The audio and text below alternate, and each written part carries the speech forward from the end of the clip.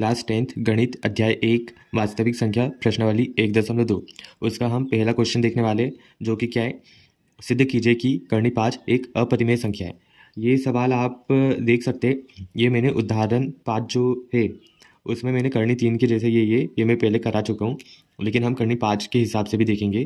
तो मैं शुरू करता हूँ। सबसे पहले हमें देखना होगा कि यहाँ पर परिमेय संख्या क्या होती है। ओके, तो हम यहाँ पर सबसे पहले इधर रफ कार्य करेंगे इतनी सी जगह में। तो देखिए, अंश बटे हर। ओके, जो संख्याओं को अंश बटे हर के रूप में लिखा जा सकता है वो अपनी परिमेय संख्या होंगी। जैसे कि मैं वास्तविक संख्या ले लेता हूँ, जैसे कि 3 ले ली और बटे में अपन ने 4 ले लिया। ओके, तो जिन संख्याओं को हम अंश बटे हर के रूप में लिख सकते हैं वो अपनी होगी परिमेय संख्या। ओके, तो इसका उल्टा क्या हो जाएगा? इसका उल्टा होगा अपरिमेय संख्या, जिन्हें अंश बटे हर के रूप में नहीं लिखा जा सकता।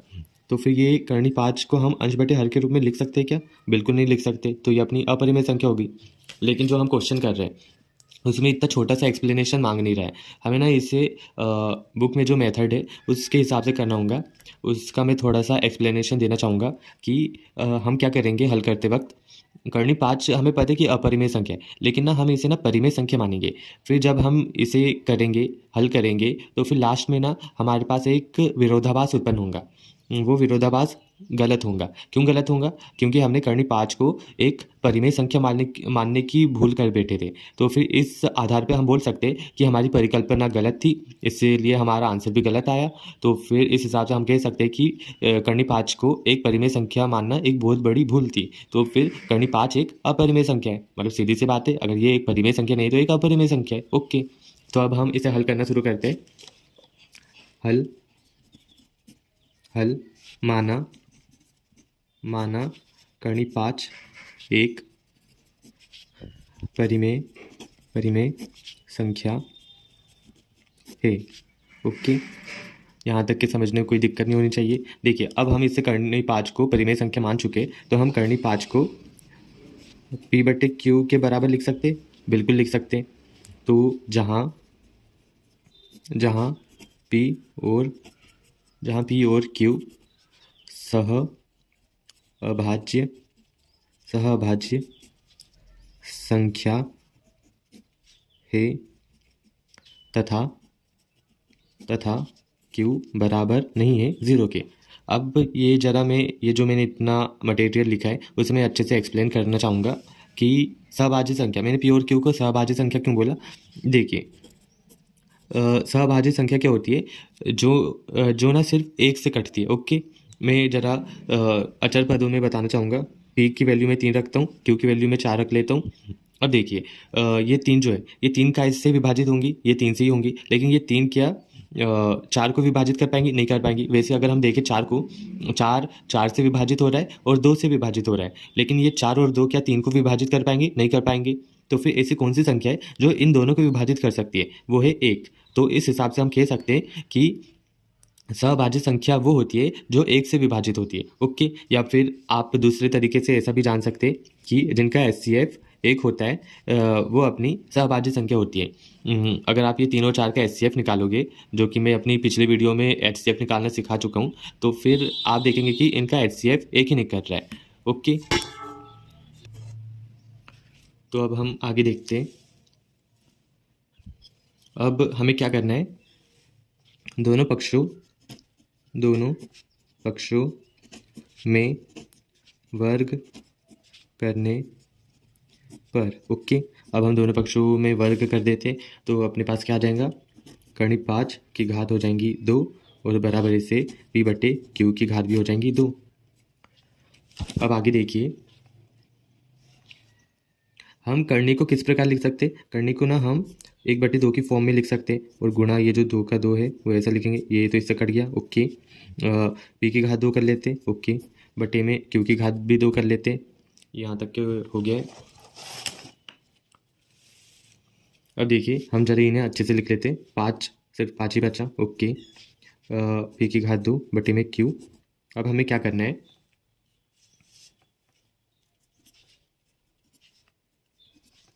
अब हमें क्या करना है? ये जो q की घात 2 है इसे ना 5 के पास भेज देते हैं।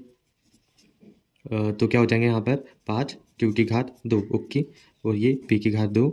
अब हमें क्या करना है, ये जो 5 है इसे ना पी के बटे में लाना है। यहाँ पर क्या बचेगा, क्यू की घात 2 बराबरी से पी की घात 2 बटे में आएगा 5। यहाँ तक कि समझने में कोई दिक्कत नहीं होनी चाहिए। अब यहाँ पर अब हम क्या देख सकते हैं, देखिए ये जो 5 है, ये 5 पी की घात 2 को विभाजित कर रहा है। ओके, तो हम इसे लिख लेते हैं, जहाँ जहाँ 5 पी की घात 2 को विभाजित विभाजित कर रहा है, तो 5 पी को भी विभाजित करेगा। अगर आपको ये लाइन समझ में नहीं आई तो मैं फिर से एक बार समझा देता हूँ कि देखिए, अगर ये जो 5 है, 5 अगर पी की घात 2 को विभाजित कर रहा है तो फिर जाहिर सी बात है कि 5 पी को भी विभाजित करेगा। अगर आपको इतना भी समझ में नहीं आता तो कोई दिक्कत की बात नहीं है, मैं यहाँ पर इसे और भी आसान तरीके से समझाने का प्रयास करता हूँ। क्या था अपने पास, पी की घात 2 थी, बटे में 5 था। ओके, मैं पी की वैल्यू में रख लेता हूँ, कितनी रख लूँ, 5 रख लेता हूँ। ओके, तो देखिए अब ज़रा इसमें वैल्यू रखते हम, तो फिर क्या हो जाएगा कि पी की वैल्यू अपने ने 5 रखी। ओके, इसकी घात कितनी थी, 2 थी। ओके, बटे में 5। तो फिर मैंने क्या बोला था, 5 पी की घात 2 को विभाजित करते हैं, मतलब इसे सॉल्व करेंगे। यहाँ पर 25 आया, बटे में 5, ये 5 बार काट दे रहा है तो अपने पास 5 आ गया, मतलब इसने पूरी तरीके से विभाजित कर दिया। तो फिर जैसे ये 5 की घात 2 को विभाजित कर रहा है तो फिर ये 5 को भी तो विभाजित करेगा, ये काट दिया एक बार, मतलब 1 आ गया। तो बस यही समझाने का प्रयास कर रहा था मैं। अब आगे देखते हैं, अब अपन को आगे क्या करना है, हमें ना आगे फिर से मानना है। एक बार हमने ऊपर माना था और अब हम यहाँ पर मानेंगे। तो माना कि P बराबर से 5m, जहाँ जहाँ m एक पूर्णांक है। ओके, देखिए ये तो मैं बाद में बताऊंगा कि मैंने ऐसा क्यों माना है। पहले मैं ये समझा देता हूँ कि पी बराबर से मैंने 5m ही क्यों रखा है। अगर आपने मेरा करनी 3 वाला वीडियो देखा होगा तो फिर मैंने इसका बहुत ही अच्छा सा एक्सप्लेनेशन दिया है, लेकिन फिर भी मैं यहाँ पर ज़रा बता देता हूँ।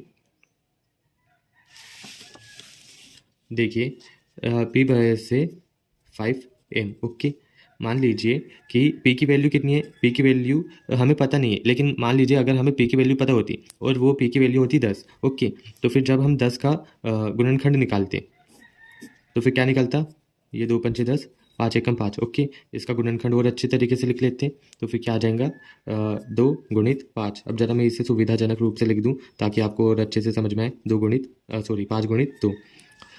तो फिर देखिए पी की वैल्यू कितनी है, 10। ओके, 5, 5 का 5, एम की वैल्यू कितनी हो गई, 2। तो फिर यही चीज़ है, अगर हमें कोई पी की वैल्यू भी नहीं पता थी, लेकिन हमने पी की वैल्यू मतलब ऐसी मान ली कि 10 हो सकती है, 20 भी हो सकती है, कुछ भी हो सकती है, और बराबर से मैंने 5 लिख लिया, क्योंकि 5 से तो विभाजित होंगे ही होगा, इसलिए मैंने 5 लिख दिया था। और बाकी के गुणनखंड हमें पता नहीं है, तो फिर बाकी के गुणनखंड के लिए हमने एम लिख लिया। वो कुछ भी निकले कोई दिक्कत की बात नहीं, बाद में जो निकलेगा वो तो निकलेंगे ही। तो फिर अब आगे देखते हैं अपना सवाल।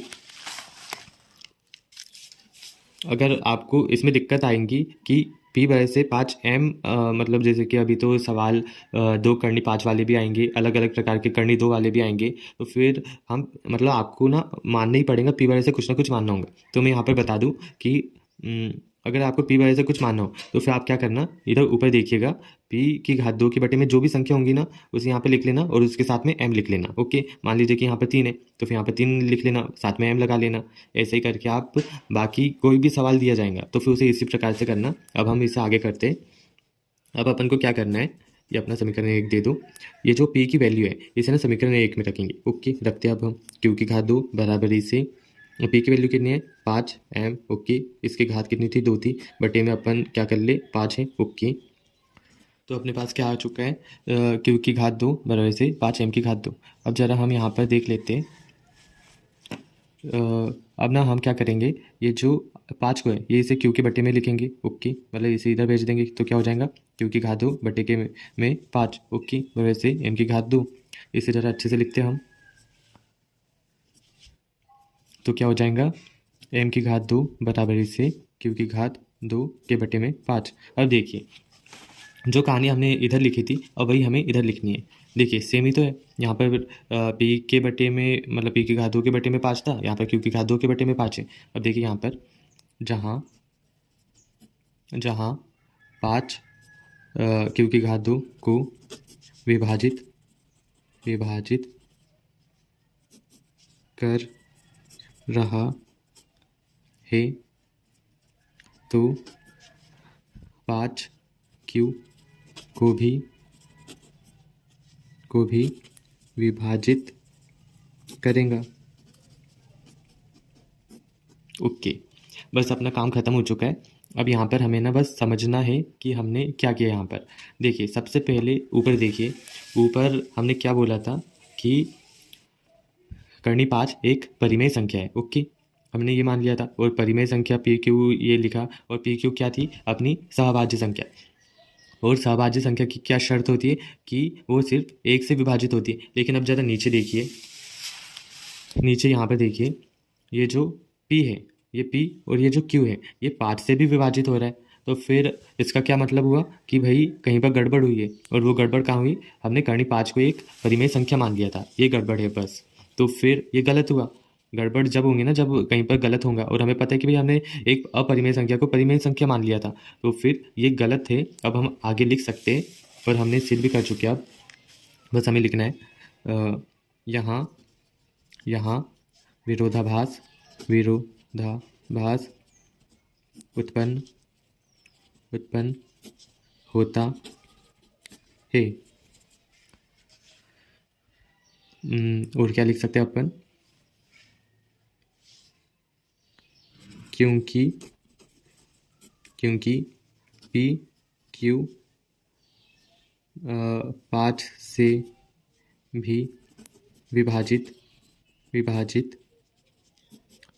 हो रहे हैं, अतः स्पष्ट है कि कर्णी 5 एक अपरिमेय संख्या है। बहुत बहुत धन्यवाद आपका।